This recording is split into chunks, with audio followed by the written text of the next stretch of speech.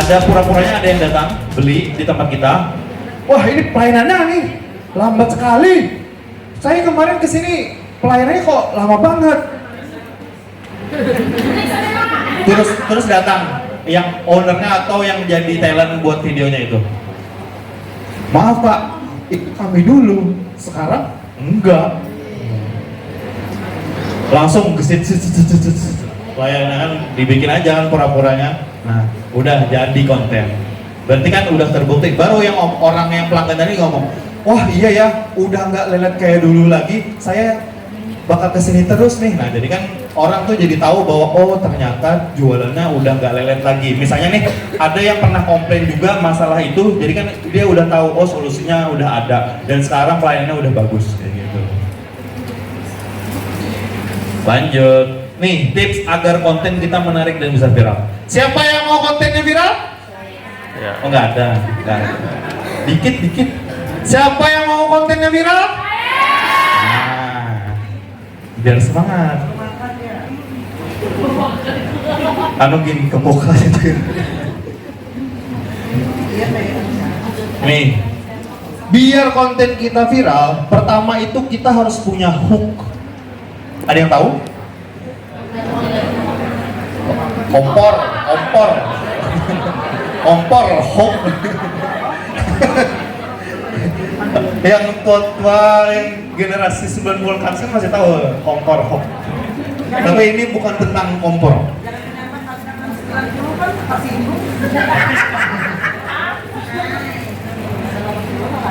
Hook itu adalah 3 detik pertama.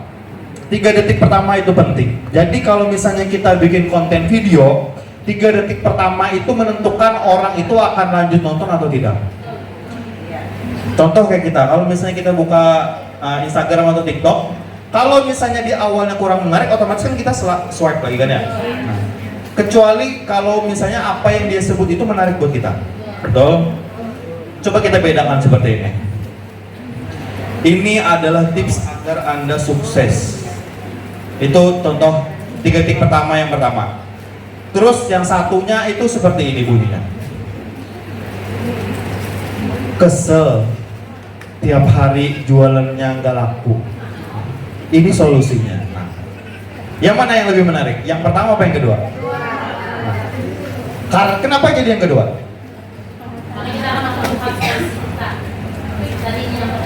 Karena itu relate atau kita tuh sama. Kita yang nonton itu merasakan hal yang sama dengan orang yang bikin konten ini. Karena kita merasa sama, jadi kita mau tahu gimana solusinya. Tapi kalau misalnya langsung info, gimana caranya, itu orang jadi kurang menarik. Karena aku nih lagi pusing, jangan dibikin tambah pusing. Tapi kalau misalnya kita kita samakan dulu frekuensinya, oh sama-sama masalahnya seperti ini, terus dia mau kasih solusi, kita itu lebih menerima. Nah itu 3 detik pertama itu paling penting. Ini kalau mau tanya silakan ya, tanya langsung angkat tangan. Saya mau tanya, boleh. Ini nggak usah, karena ini agak berbahaya. Yang nomor 2 aja langsung, karena yang satu tadi itu juga terwakilkan sama yang nomor 2. Storytelling. Ada yang tahu storytelling? Iya, bercerita. Harus ada cerita dan bernilai. Ini 2 hal ini harus jadi satu kesatuan. Kalau misalnya cerita tapi tidak bernilai, maka orang tidak mendapatkan makna dari video itu. Tapi kalau misalnya ada ceritanya dan bernilai, maka kita pasti, oh begini ternyata. Terus yang kita lakukan apa? Klik like, klik save, klik share. Share entah ke story kita atau ke teman kita. Bro, sama nih bro, kita bro. Nah, ini sama kayak kita nih bro. Nah, ya. Kalau itu ada maknanya. Nih, kita buka. Nih ada suaranya nggak ya? Biar ada suaranya bisa. Ini.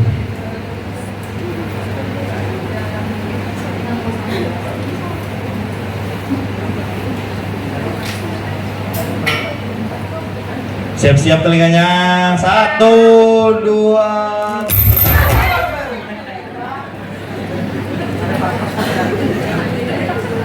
Bentar, kita setting dulu audio sound. Ya, ada eksternal audio. Kita buka. Ini contoh video yang di luar Nurul. Coba diperhatikan. Nalar.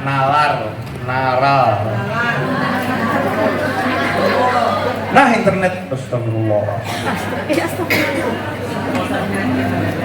Sebentar, hitung sampai 3. 1, 2, 3.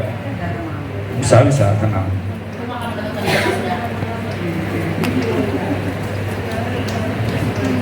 Kita besarkan dulu. Kelihatan? Gini kelihatan?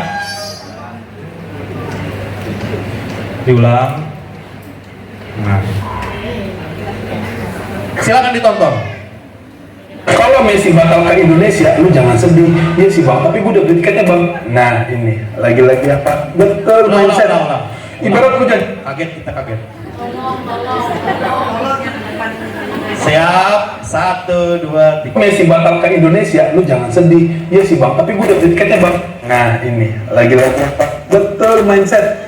Ibarat lu janjian sama temen lu, pas hari H, temen lu nggak jadi datang, ya lu nggak usah sedih, karena temen lu masih manusia, dia nggak tahu ke depannya bakal terjadi apa. Entah dia sakit, entah dia ada kerjaan, entah moodnya berubah. Messi juga orangnya kemudian loh, Messi itu masih manusia, bukannya bola. Kakinya emang stabil, mentalnya betul labil. Kok lu tau banyak sih bang tentang Messi? Nih, gue kasih tau nih. Gua tuh sama Messi dari zaman Messi masih di MU, gua udah berteman lah sama Messi. Ini buktinya. Gua dikirimin bunga sama Bang Messi. Gua kagak jadi ke Indonesia dari Bang Messi buat Rian random. Tuh Bang Messi order bunganya di Prestisa. Kata Bang Messi, kalau mau kirim paket bunga, papan bunga, langsung aja di prestisa.com. Di Prestisa lo akan dilayani oleh admin yang bernama Kak Tiara. Pilihan bunganya banyak. Dikirim ke seluruh Indonesia dan langsung sampai ke tempat tujuan. UVV Wingardium Leviosa. Artinya apa sih Bang Messi? Karena cuma di Prestisa mudahnya kirim bunga. Prestisa. Ada yang nyangka dia jualan kembang. Nah, lihat awalnya kan cerita nih. Messi nggak ada. Tahu kan ya waktu Argentina lawan timnas Indonesia bulan apa ya waktu 2023. Nah itu kan Argentina datang, tapi Messi nggak bisa datang, kan ya? Yang laki-laki ini kayaknya tahu. Nah waktu itu berita itu lagi tren-trennya, jadi dia memanfaatkan tren itu, tren Messi nggak datang, dijadikan konten dan ternyata dia malah jualan, endorse karangan bunga. Dia bisa mengaitkan antara jualan karangan bunga dengan tren yang lagi naik. Tuh, mantap kan? Ini bisa dijadikan contoh. Jadi misalnya awalnya apa lagi ngetren, terus ujung-ujungnya jualan. Yang kedua, ini contoh konten juga. Nah, ada yang tahu bapak ini? Ada yang tahu? Ini kita perbesar aja ya biar kelihatan. Perhatikan soal berikut. Jawabannya adalah, ya betul, jawabannya adalah Jumat. Matematika itu mudah dan menyenangkan, bukan? Bukan. Kenapa jawabannya Jumat? Iya itu tanggalan sebenarnya. Perhatik. Tuh. Tanggal 20 bulan 10 2023. Bukan 20 kurang 10 kurang 23. Ujungnya apa tadi? Ujung videonya. Jualan juga. Keluar produk di belakangnya. Bisa dimasukin produk dengan konten yang seperti ini. Bapak ini, setahu saya dia ini seorang guru tapi suka bercanda. Jadi jadiin konten. Ini followernya udah banyak bapak ini. Ciri khas kontennya itu matematika itu indah bukan? Bukan. Itu. Ada contoh, ada ciri khas. Ya. Di mana cluenya? Oh iya. Karena memang susah matematika. Kembali ke slideshow. Sampai sini ada yang mau ditanyakan? Tidak ada. Sip. Standar format naskah content creator. Nah, kalau misalnya mau bikin naskah itu sebaiknya ada 7 ini. Tapi kalau misalnya susah, karena 7 itu susah, banyak maksudnya, kita bikin 3 aja. Yang pertama itu harus ada hook atau kalimat pancingan. Yang kedua itu isi dari kontennya. Yang ketiga itu adalah call to action. Pertama, kalimat pancingan. Udah tahu? Kalimat pancingan itu biar orang terus nonton. Contoh, ini saya ada solusi nih buat kamu yang bingung mau dapat uang di usia muda. Nah, nanti saya kasih tahu solusinya di belakang. Jadi kan kita nontonnya kan sampai habis. Gitu. Itu salah satu contoh. Nah, terus isi utama konten, udah tahu kan ya? Misalnya kita bahas gimana cara dapat uang, berarti isinya itu gimana cara dapat uang. Terus yang ketiga itu call to action. Ada yang tahu? Call to action? Iya, jurus suruhan. Ini ada tulisannya suruhan. Ya. Suruhan itu maksudnya kalau misalnya di YouTube apa biasanya? Jangan lupa like and subscribe. Nah, itu dia. Pokoknya itu kalimat kita memerintahkan sesuatu kepada yang nonton. Entah itu kita suruh dia follow, suruh like, suruh komen, suruh bayar, suruh order bisa, atau suruh jangan lupa tag temennya di sini, atau jangan lupa beli, atau klik link yang ada di bio. Nah, itu semuanya suruhan atau bahasa kerennya itu call to action. Kalau misalnya video kita nggak ada call to action-nya, itu kurang. Kayak kita makan sayur tanpa kuah. Kan bisa aja kita lalapan ya, lalapan tanpa kuah, tanpa garam. Itu. Nah, ini apa materi selanjutnya apa?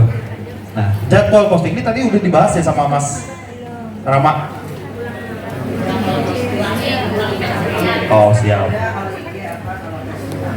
Kalau jadwal posting ini tergantung dari kemampuan masing-masing.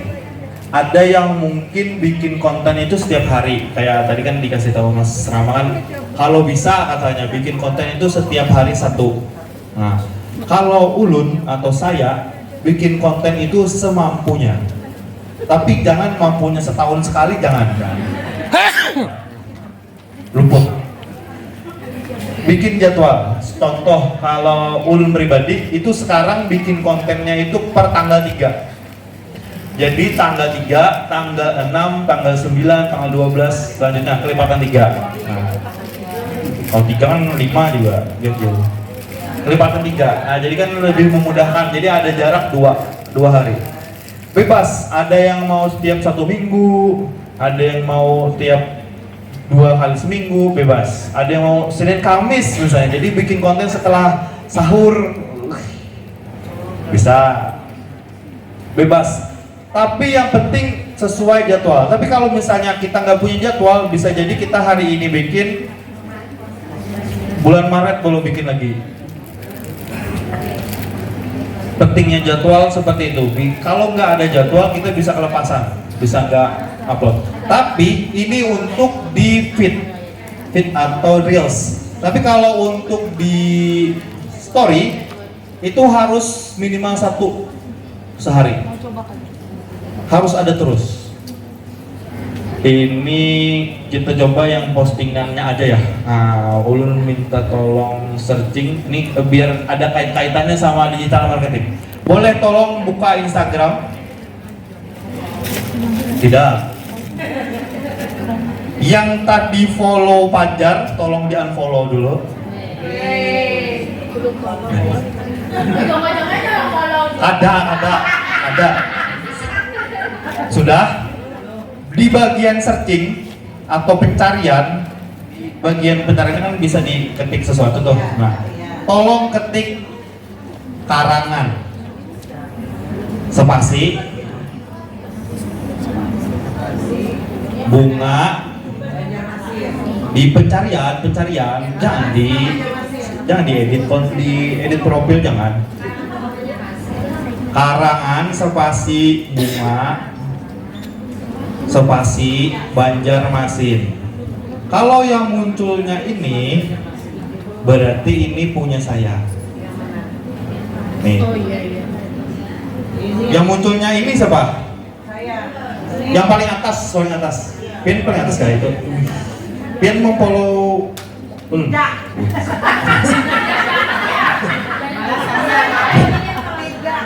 Biar tidak, kalau follow Pajar kan otomatis kan ada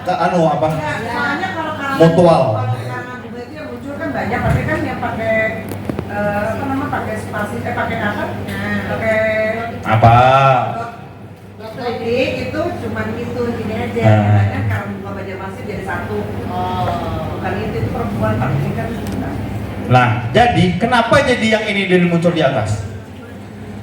Pertama, karena postingannya setiap hari.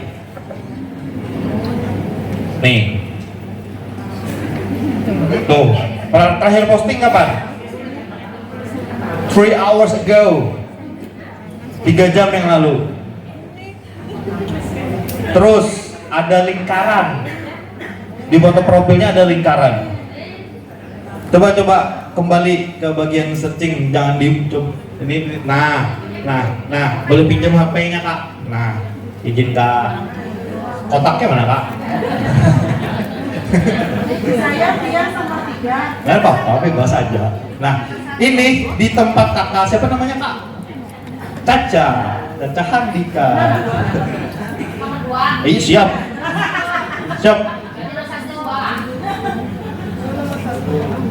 Yang ini dulu. Pun beliau, pun Kak Caca. Nah, di tempat Kak Caca itu ada muncul banyak karangan bunga. Tapi kenapa punya saya muncul di atas? Karena tadi postingannya sering, setiap hari ada postingan dan story-nya selalu update.